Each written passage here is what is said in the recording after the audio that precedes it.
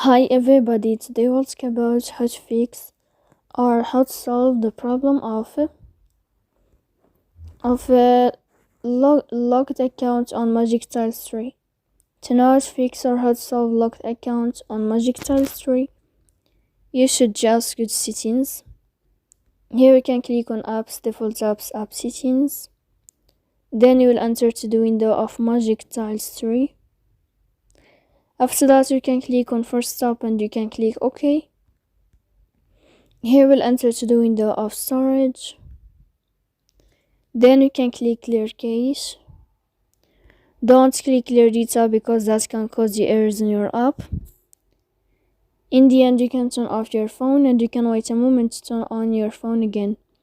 So please don't forget to support us by like and subscribe. See you next time in another video and thank you for your attention.